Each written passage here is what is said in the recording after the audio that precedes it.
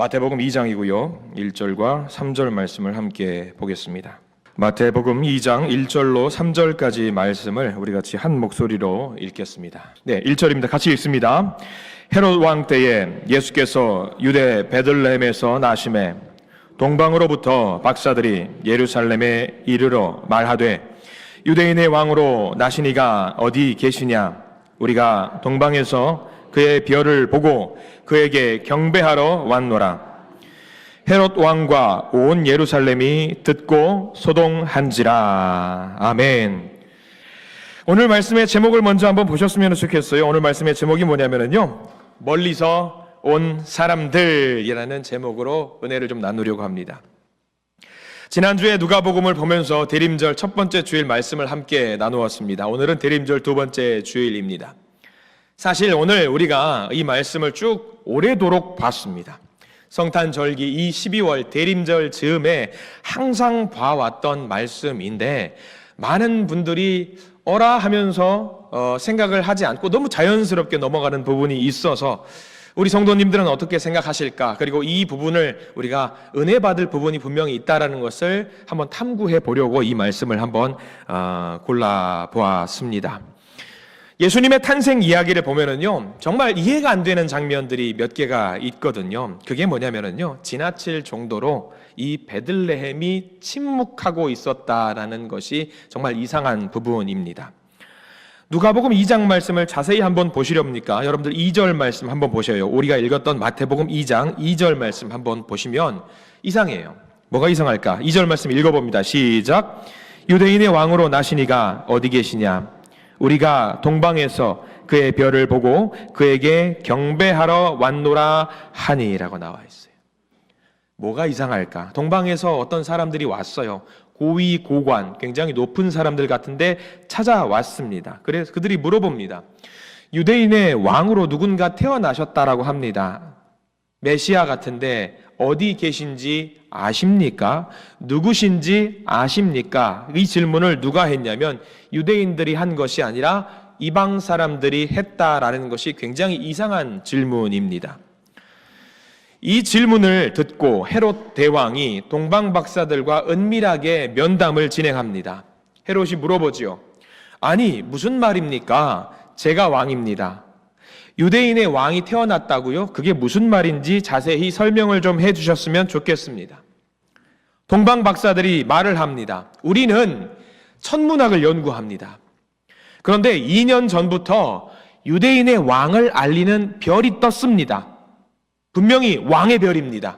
그래서 그 별을 쫓아왔습니다. 분명히 이곳에 유대인의 왕이 오늘 태어났습니다. 그렇게 이야기를 하는 겁니다. 이게 정말 이상한 겁니다. 지난주에 했던 말씀도 사실 이상해요. 왜냐하면 지난주에 천사들이 누구를 찾아왔다고 했죠? 여러분들 기억나십니까? 목자들을 찾아왔다라고 성경에는 기록이 되어 있습니다. 목자들이 천군 천사를 대동해서 천군 천사가 목자들을 향해 나타났습니다. 그리고 그때는 예수님이 태어난 게 아니에요. 천군 천사들이 이제 유대인의 왕이 태어날 것이다라고 말을 한 다음에 2년 정도의 간격이 있고 나서야 예수님이 태어납니다. 여기서 이상한 점, 정확한 시점을 특정하는 것이 아니라 동방 박사들이 별을 본 지 2년 정도 지났다고 하니 그 말을 근거해서 헤롯 대왕은 그래, 그러면 2년 정도의 간격에 있는 유대인의 왕으로 추정할 수 있는 아들을 모조리 죽여야겠다라고 생각을 해요. 목자들에게 천사들이 나타나서 메시아가 태어날 것이라고 선언하고 2년이 지났습니다. 근데 목자들이 하늘의 별만 봐도 경외감이 생기는데 천사들이 와서 왕이 태어날 것이다 라고 하면은 목자들은 무슨 생각을 할 것 같아요? 제일 먼저 그 소식을 듣고 어디로 갈까요? 집으로 가죠. 집으로 가고 동네, 주막에 또는 밥집에 가서 이야기를 할 겁니다. 간밤에 내가 천사들을 만났는데 천사들이 말하더이다. 왕이 태어날 것이라고 말하더이다. 소문은 빠르게 전파됐겠지요. 한바탕 소동이 일어났을 겁니다. 그러면 소식이 전파가 됐으면 여러분들이 베들레헴 백성이라고 생각을 해보세요. 그 소식을 듣고 뭘 하실 겁니까? 유대인의 왕이 이제 금방 태어나신대요. 그럼 뭐 하실 거예요? 몸과 마음을 정리정돈하고 유대인의 왕이 어디서 태어나는지 수소문을 해보면서 찾아보겠지요. 말씀을 보면서 연구를 하겠지요. 근데 그 2년의 기간 동안에 이스라엘 백성들은 뭐 했을까요? 성경에 나와 있습니까? 어디에도 나와 있지 않습니다. 2년 동안 분명히 소식을 들었어요.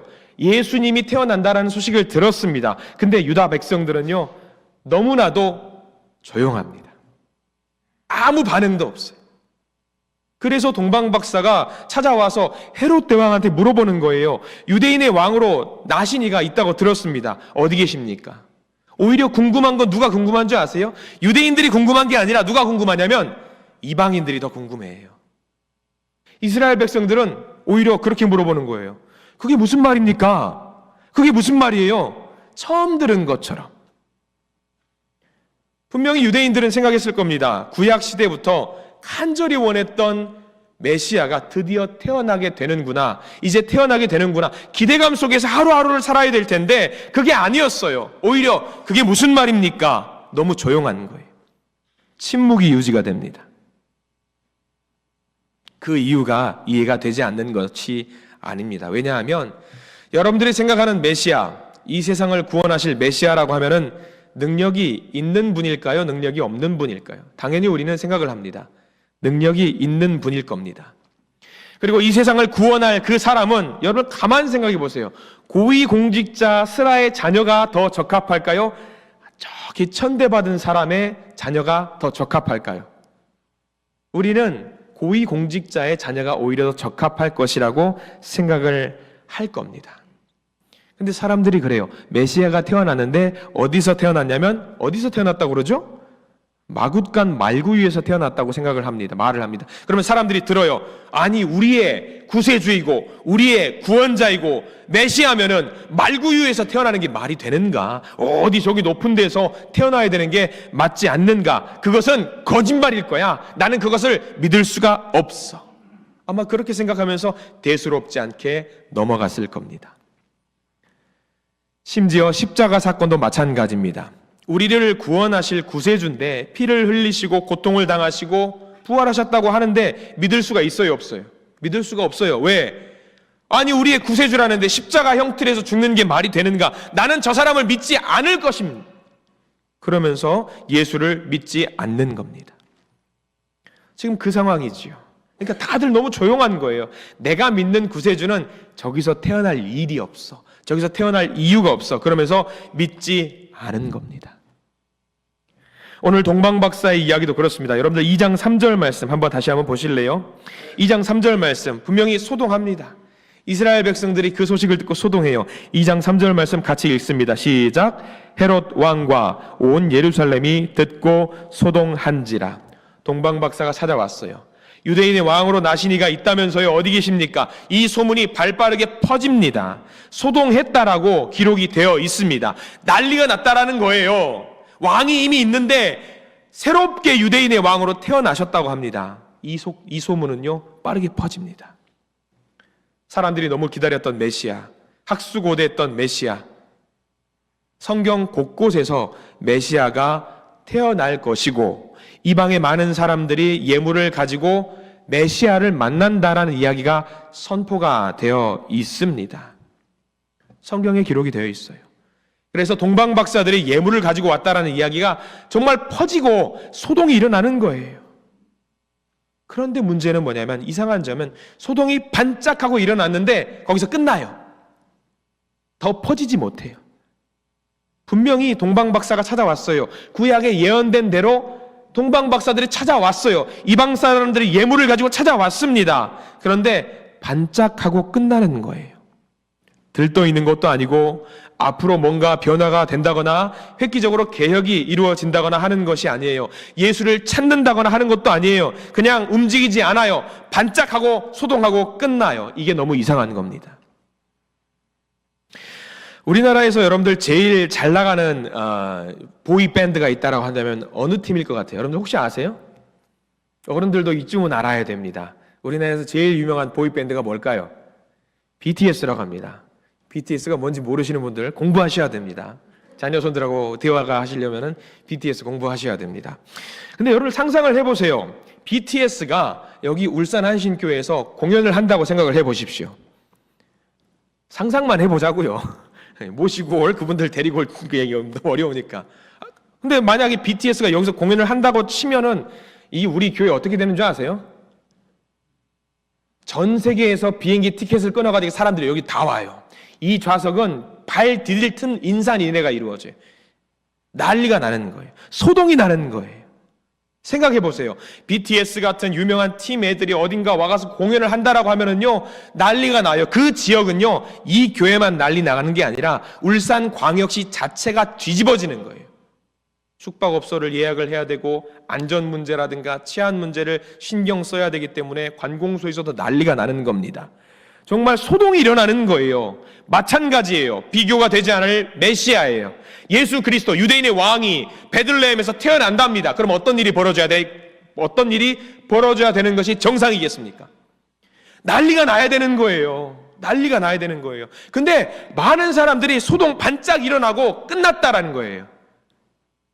이게 정말 이상한 겁니다. 말이 안 되는 일이 성경에 기록이 되어 있는 거예요. 이게 뭘 말하는지 여러분들 아시겠어요? 성경이 말하고 있는 이 상황, 우리는 아무렇지 않게 대수롭지 않게 소동이 일어났네, 그리고 뭐 일상생활로 사람들이 일을 하네, 이게 이상해야 되는 거예요. 분명히 유대인들은 그렇게 생각을 했을 겁니다. 아, 유대인의 왕이 오셨다고? 근데 내가 아무리 생각해도 유대인의 왕이라면 휘황찬란하게 등장해야 되는 거 아닌가? 그런 식으로 말구유에 마굿간에 오셨다라고 하는 건 내가 생각해도 유대인의 왕은 아닌 것 같은데, 나를 용서해 주시고 나를 사랑해 주시고 내게 복을 주셔야 되는 분이 그런 식으로 등장하는 것은 아닌 것 같은데, 말구유? 아니야, 나는 그분을 믿을 수가 없어. 그렇게 된 겁니다. 그분은 메시아가 아닐 거야, 그거죠. 여기서 헤롯 대왕은 가관입니다. 동방의 박사들이 유대인의 왕으로 오신 이가 어디 계시냐는 물음에 대해서 헤롯 대왕이 말을 하는데, 4절 말씀 한번 보시렵니까? 여러분들 4절 말씀에 이렇게 기록이 되어 있어요. 4절 말씀 같이 읽습니다. 시작. 왕이 모든 대제사장과 백성의 서기관들을 모아 그리스도가 어디서 나겠느냐 물으니 라고 나와 있어요. 자, 여기 보면은요, 4절을 성경에는 굉장히 문학적으로 예쁘게 해석을 했는데, 헬라어 원문을 보면은요, 한 번 물어보고 끝냈던 것이 아니라 계속 반복해서 물어봤다라는 내용으로 나옵니다. 대제사장과 서기관들, 성경을 연구하는 사람들을 다 모아놓고 물어보고 답하고 물어보고 답하는 거죠. 물어보는 거예요. 헤롯 대왕이, 아니 베들레헴에서 태어난다며, 지금 여기서 태어나는 거 맞아? 맞는 것 같습니다. 아, 그래? 아닌 것 같은데? 예언서에서 말하는 것이 지금이야? 지금 맞는 것 같습니다. 아닌 것 같아. 다시 한번 잘 확인해봐. 나 그거 인정할 수 없거든? 왜 인정할 수 없을까요? 자기가 왕이니까. 계속해서 물어보는 거예요. 부정하는 거예요. 율법을 부정하는 겁니다. 인정하지 못하겠다라는 거예요. 왜? 내가 왕이니까. 헤롯 대왕은요, 권력에 대한 지대한 욕심이 있었어요. 그래서 헤롯 대왕이 이스라엘 백성들의 환심을 사려고 성전도 정말 어마어마하게 지었고요. 심지어 주전 25년에 이 베들레헴에 대흉년이 들어요. 이때에 이 헤롯 대왕이 잘한 게 있어요. 왕궁에 있는 금 접시들을 다 내어놓아요. 그러니까 돈을 만들어서 이스라엘 백성들을 구제하기 위해서 그 금 접시들을 사용하고는 합니다. 잘했어요. 사람들의 환심을 샀습니다. 근데 이 다음 모습이 헤롯 대왕이 조금 광적으로 행동하는 모습들이 있어요. 자기가 왕이 되는 순간 자기를 견제하는 모든 사람들을 다 숙청합니다. 심지어 어떤 사람도 죽이냐면 자기 아내도 죽여요. 장모도 죽여요. 아들도 죽여요. 손자도 죽여요. 무엇을 위해서? 왕권을 위해서 다 죽여요. 제정신이 아닌 사람이죠. 권력을 얻기 위해서 뭐든지 합니다. 그래서 그때 당시 로마의 황제가 헤롯 대왕을 두고 그런 말도 합니다. 헤롯의 아들이 되기보다는 헤롯의 돼지가 되어라. 그런 말도 하는 거예요. 막 나가는 사람이었어요. 그러면 율법에 따라서 자기가 가장 무서워해야 될 존재가 딱 하나 있네요. 누구죠? 율법에 기록된 유대인의 왕 메시아입니다. 유대인들이 학수고대했던 메시아입니다. 메시아가 나타났다는 소식을 들으니까 헤롯 대왕은 가만히 있을 수가 없는 거예요. 어떻게 해야 됩니까? 찾아야죠. 그리고 뭘 해야죠? 숙청하고 제거해야 합니다. 그래서 동방박사들에게 말을 합니다. 당신들이 먼저 찾아보시오. 그리고 경배하시오. 그리고 돌아와서 우리에게 알려주면 우리도 가서 그 유대인의 왕 메시아를 향해서 경배하겠습니다. 말을 굉장히 예쁘게 합니다. 종교적인 언어를, 경건한 용어를, 친절한 용어를 사용해서, 그러나 속으로는 그 예수를, 아기 예수를 암살하고자 하는 그런 마음이 있었어요. 그래서 그 2년 동안, 그 별이 떠 있는 그때부터 실제로 예수님이 태어나는 그 2년 동안 추측을 해서 2년간에 태어난 모든 남자아이를 죽이라고 명령을 내립니다. 끔찍한 사람이지요. 그런데 오늘 성경 본문을 보면요, 헤롯보다 더 끔찍한 사람들이 있었다라는 사실을 우리가 알아야 합니다. 누구냐면 예루살렘 사람들입니다. 팀 켈러라고 하는 세계적으로 유명한 목사님이 한 분 계십니다. 그분이 예수라는 책을 쓰셨어요. 그 책에 대림절을 보내고 있는 우리에게 소중한 말씀을 던지고 있거든요. 뭐냐면 사람들은 하나님께서 주시는 사랑과 도움과 힘과 용서와 행복을 원한대요. 아마 여러분들도 마찬가지일 겁니다. 하나님께서 주시는 사랑과 도움과 힘과 용서와 행복. 근데 그거를 원하는데 하나님은 원하지 않는다라는 거예요. 하나님은 원하지 않는다라는 거예요. 그분이 주시는 무언가는 원하는데 하나님은 원하지 않는다라는 거예요. 지금 이스라엘 백성들이 그랬습니다. 메시아 예수 그리스도가 오시기를 간절히 고대했습니다. 정말로 고대했습니다. 왜? 그분이 오시면 무엇이 있으니까? 희망이 있으니까. 그분이 오시면 생명이 있으니까. 그분이 오시면 모든 것이 다 일어설 수 있다고 생각을 했으니까. 기대가 컸으니까. 정말 오셨습니다. 정말 오셨어요. 정말 오셨는데 아무도 움직이지 않아요. 아무도 움직이지 않아요. 왜? 이 땅에 많은 사람들이 하나님을 믿는다고 하는데, 하나님을 고대한다라고 하는데, 하나님을 기다렸던 것이 아니라 하나님이 주셨던 유익을 기다렸다라고 꼬집고 있는 거예요. 오늘 마태복음 2장에서도 이 소동이 일어났어요. 굉장히 큰 소동이 일어났어요. 야, 드디어 우리를 구원하실 메시아가 오셨대. 그런데 그 메시아가 어디서 태어났냐면 마굿간에서 태어나셨대. 그럼 그분이 우리에게 뭘 줄 게 있어? 아니, 그건 없는 것 같다. 그러면 그분은 메시아가 아닐 거야 라고 부정을 했던 거예요. 말씀을 준비하면서 이 찬양이 떠오르더라고요. 나 주님의 기쁨 되기 원하네 라는 찬양이 있어요. 아마 이 찬양 알 거예요. 한번 간단하게 불러볼까요? 나 주님의 기쁨 되기 원하네. 내 마음을 새롭게 하소서. 새 부대가 되게 하여 주사. 주님의 빛 비추게 하소서. 내가 원하는 한 가지, 주님의 기쁨이 되는 것. 내가 원하는 한 가지, 주님의 기쁨이 되는 것. 아멘. 저 가사를 잘 보셔요. 나 주님의 기쁨 되기 원하네. 내 마음을 새롭게 하소서.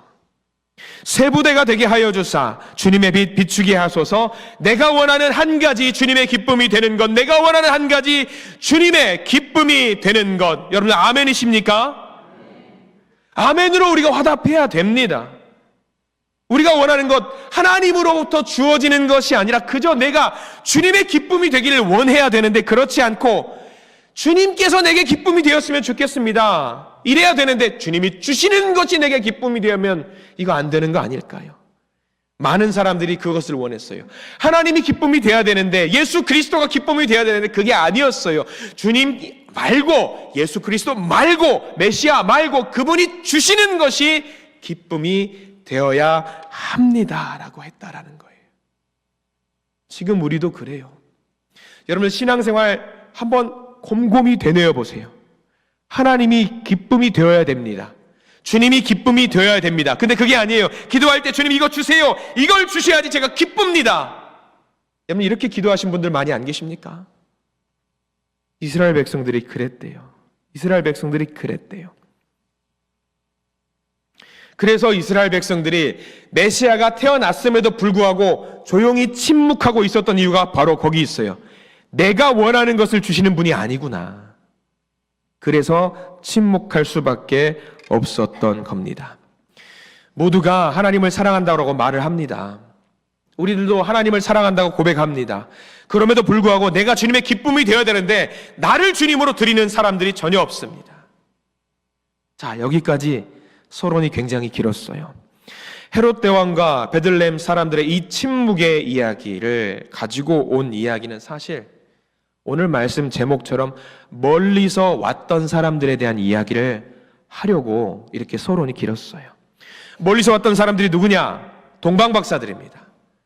동방에서 왔다라고 하니까 무슨 베들레헴 동쪽에 있는 옆마을에서 왔냐? 그거 아닙니다. 성경은 명확하게 이야기를 하고 있어요. 이 동방박사들은 유대인들이 아니라 누구라고 이야기하고 있냐면 이방인들이라고 말을 하고 있습니다. 추측컨대 바벨론에서 온 학자들 또는 부족장들 또는 지역 왕들이라고 말들을 많이 합니다. 바벨론 포로 시대에 율법들이 전파가 됐고 그 율법을 통해서 메시아를 믿었던 사람들이 동방에 있었을 것이라고 생각을 하는 겁니다. 이 사람들이 왔던 거리를 조금 길게 잡자면 1600km를 걸어서 또는 동물, 가축들을 타고 왔을 것이라고 이야기합니다. 1600km 얼마나 거리가 될까요? 서울역에서 울산역까지 365km라고 합니다. 이 길을 언제 왔냐면 별을 보고 왔기 때문에 낮에는 이동하지 않아요. 밤에만 이동합니다. 밤에만 이동을 하고 왔다. 추위와 싸웠을 것이고요. 강도들과 싸웠을 것이고요. 맹수들과 싸웠을 것입니다. 왜 왔을까요? 저 별은 이 땅을 구원하기 위해서 오신 메시아의 별이다. 이 땅을 구원하기 위해서 온 메시아이기 때문에 우리가 반드시 저분께 가서 경배하고 예배를 드려야 된다라고 하는 열정이 있었어요. 그들이 누구다? 이방인들이다. 유대인들이 아니다. 선택받은 민족, 이스라엘 민족이 아니라 이방 민족 사람들이 열정을 갖고 그분께 예배를 드리기 위해 목숨을 걸고 왔다라는 거죠. 무엇과 대조되는지 아십니까? 베들레헴에 있던 수많은 택함받은 백성들과 대조가 되는 거예요. 베들레헴 사람들, 이스라엘 백성들, 아니 실제로 우리 앞집에서 옆집에서 베들레헴에서 메시아가 태어났다라고 하는데 누구 하나 아기 예수께 경배하러 온 사람이 한 명도 없어요. 근데 멀리서, 저 멀리서 목숨 걸고 열정 가지고 예수 그리스도를 찾아온 사람들이 있었다라는 겁니다.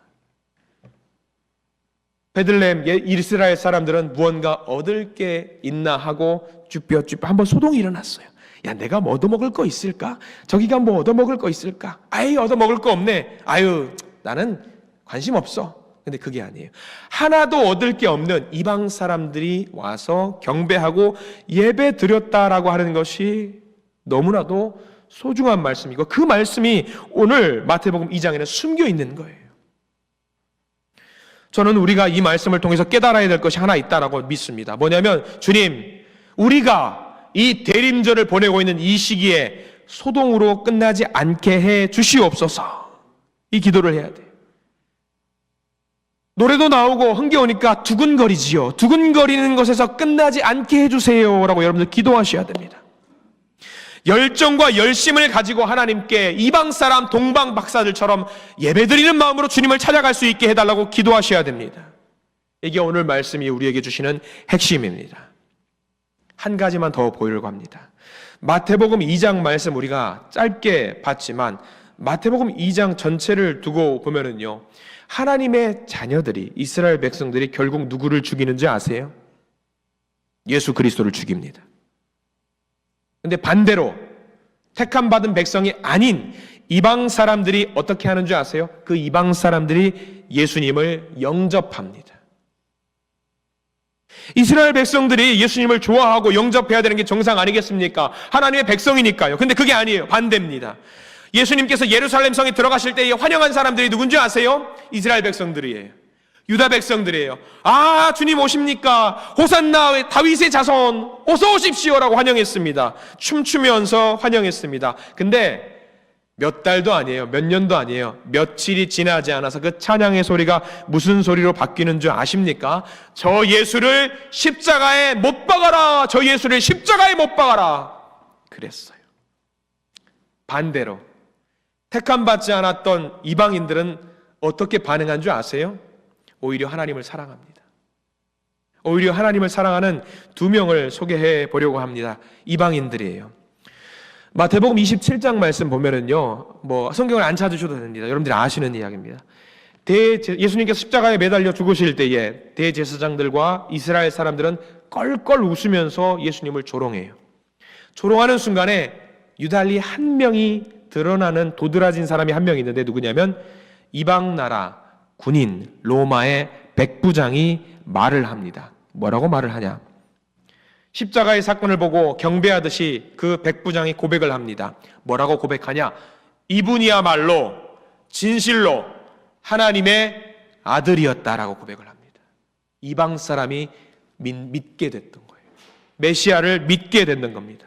당신이야말로 참된 하나님의 아들입니다. 그렇게 고백을 했던 겁니다.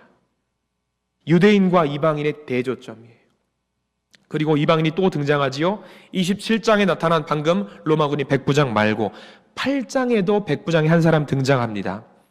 그 백부장이 말을 합니다. 예수님, 내 하인이 병들어 죽게 되었나이다. 내 하인을 낫게 해주시옵소서. 예수님이 말씀하시죠. 내가 너와 함께 가겠다. 따라 나서지요. 그러니까 손사래를 치는 겁니다. 아니요. 그러지 마십시오. 예수님, 우리 집에 가실 필요가 없습니다. 나도 백부장입니다. 군인입니다. 상관이 뭐라고 명령하면 이렇게 하고 또 명령하면 저렇게 합니다. 마찬가지입니다. 예수님은 주인이십니다.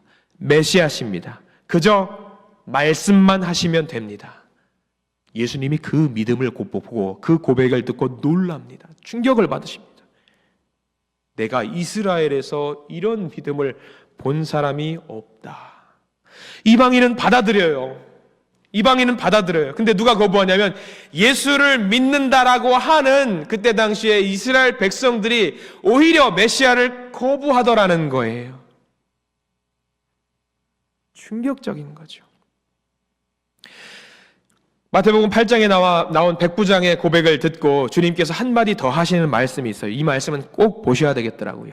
마태복음 8장 12절 말씀을 화면으로 한번 띄워드리려고 하는데 마태복음 8장 12절 말씀 반드시 같이 읽겠습니다. 예수님께서 이스라엘 백성들을 향해서 꼬집으면서 하시는 말씀이 이 말씀이에요. 같이 읽습니다. 시작. 그 나라의 본 자손들은 바깥 어두운 데 쫓겨나 거기서 울며 이를 갈게 되리라. 저 말씀이 무슨 말씀인지 아시겠습니까? 마음만 있고 생각만 있고 멋대로 살았던 헤롯 같던 그리고 예수님을 십자가에 못 박으라고 했던 예수님을 진정으로 사랑하지 않았던 이스라엘 백성들이 결국 어떻게 된다고요? 쫓겨나서 거기서 이를 부득부득 갈면서 울게 된다라는 겁니다. 버림받게 된다라는 거죠. 근데 이방인들은 어떻게 될까요? 다시 말하면 하나님에 대한 열정을 가지고 주님 앞에 나온 사람들은 어떻게 될까요?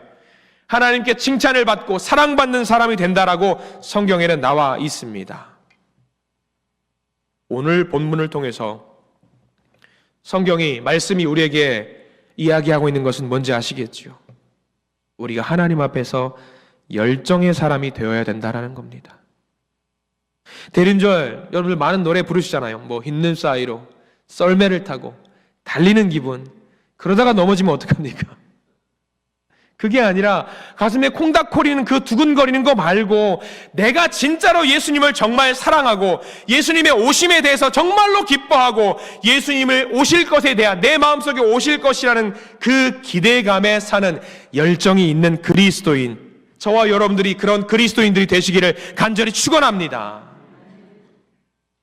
하나님께서 이런 동방박사를 보셨을 때에 그 마음이 어떠셨을까? 여러분들 어땠을 것 같아요? 하나님을 위해서 동방박사들이 먼 곳에서 목숨을 걸고 뚫고 왔어요. 열정 갖고 왔어요. 하나님이 그 모습을 보고 어떠셨을까? 그 말씀이 나와요. 하나님의 마음이 나와요. 하나님이 어떤 마음이었을까? 여러분들 마태복음 2장 1절, 우리가 읽었던 본문 1절 말씀 한번 보실래요? 성경책을 보시고 한번 보시기 바랍니다. 자, 화면에 나온 거는 달라요, 여러분들. 저 1절 말씀 화면에 나온 것은 조금 읽을 건데 성경책을 반드시 보셔야 돼요. 저 말씀과 다릅니다. 자, 성경책 마태복음 2장 1절 읽습니다. 시작. 헤롯 왕 때에 예수께서 유다 베들레헴에서 나심에 동방으로부터 박사들이 예루살렘에 이르러 말하되. 자, 저 본문은요, 우리 성경이에요. 우리 성경입니다. 근데 저기에 헬라어 원문에는요, 빠진 단어가 하나가 있어요. 자, 다음 화면을 보여주십시오. 어디가 빠졌는지 저기 노란색으로 표시를 해주시니까 당연히 티가 나겠죠. 원문에는 보라라는 단어가 있는데 우리 번역본에는 보라라는 단어가 없어요. 왜 보라라는 단어가 중요한지 아세요? 성경에는 감탄사가 없어요. 아이고 놀랬다. 느낌표도 없어요. 그렇기 때문에 단어가 굉장히 중요해요. 우리 성경에 여러분들 필기고 있으면 거기다 화살표 표시해 놓고 보라라는 단어를 반드시 적어 놓으세요. 보라. 보라, 저거 뭔지 아세요? 야, 이것 좀 봐라. 야, 얘네들 좀 봐라. 얘네들이 얼마나 대단한지 좀 봐라. 똑똑히 봐라. 주위에서 봐라. 누구의 마음이에요? 하나님의 마음입니다.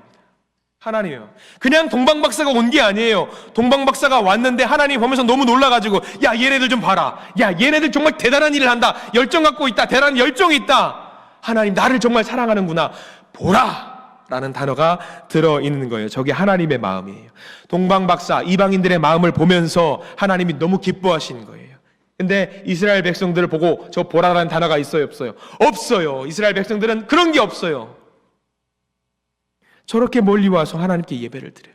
강도의 위협도 뚫고 와요. 힘든 사연도 뚫고 와요. 하나님께서 좋은 것을, 예물을 드리기 위해서 열망 가운데 왔던 사람에게 하나님이 은혜를 베푸십니다. 보라. 마태복음 2장 10절 말씀 넘어가 볼까요? 10절 말씀에는요, 하나님께서 그 동방박사들을 보면서 너무 행복하신 모습이 10절 말씀에는 기록이 나와 있어요. 그냥 기뻐했다라는 표시가 아닙니다. 자, 10절 말씀 물질을 그어가면서 같이 읽어볼까요? 10절 시작. 그들이 별을 보고 매우 크게 기뻐하고 기뻐하더라. 열정을 갖고 경배하기 위해서, 예배를 드리기 위해서 먼 곳에서 목숨 걸고 왔던 사람들에게 하나님이 주셨던 선물이 있습니다. 뭔지 아시겠습니까? 잘 보세요. 매우 크게 기뻐하고 기뻐하더라. 그냥 기뻐했더라 말 한마디만 나와도 돼요. 무려 4번이나 반복합니다. 매우 크게 기뻐하고 기뻐하더라. 이 기쁨은 세상이 줄 수 있는 기쁨이 아닙니다. 하나님만이 주실 수 있는 기쁨입니다. 하늘의 기쁨이죠. 아주 강조하는 겁니다.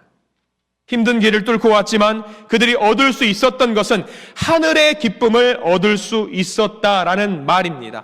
오늘 이 말씀처럼 여기 계신 우리 모두에게 하늘의 기쁨이 넘치기를 예수 그리스도 이름으로 간절히 축원합니다.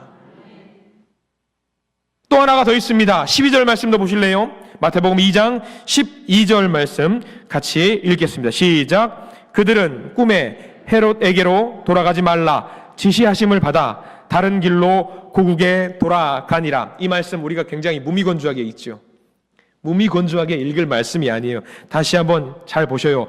그들은 꿈에 헤롯에게로 돌아가지 말라 지시하심을 받아 다른 길로 고국에 돌아가니라. 하나님이 그들의 꿈에 나타나셔서 그들을 직접 이렇게 하라라고 인도해 주셨다라는 겁니다. 직접이요, 직접. 이렇게 가면 안 된다라고 하나님께서 그들의 삶을 인도해 주셨다라는 이야기예요. 우리 인생 속에서 늘 기도하잖아요. 하나님, 내가 어떻게 살면 좋겠습니까? 이렇게 가면 좋을 것 같은데, 저렇게 가면 좋을 것 같은데, 어떻게 하면 좋겠습니까? 근데 동방박사들에게는 직접 나타나셔서, 야, 이렇게 가야 돼? 알려주셨다라는 이야기입니다. 하나님께서 하나님을 경배하고 열정을 가지고 하나님께 달려드는 열망을 가지고 하나님 만나기를 소망하는 그 백성들에게는 하나님께서 직접 인도하시고 지도하시고 도우신다라는 사실을 믿으시기 바랍니다. 동방박사들은요, 움직이지 않고 반짝 소동냈던 이스라엘 백성들과 완전히 달라요. 하나님께서는 저 멀리에서 와서 어려움을 무릅쓰고 주변을 뚫고 와서 주님께 예배를 드리고 찬양을 했던 자에게 하늘의 기쁨을 주시고 어떤 어려움을 만나도 이길 수 있는 힘과 용기를 주신다라고 오늘 말씀은 우리에게 일러주고 있습니다.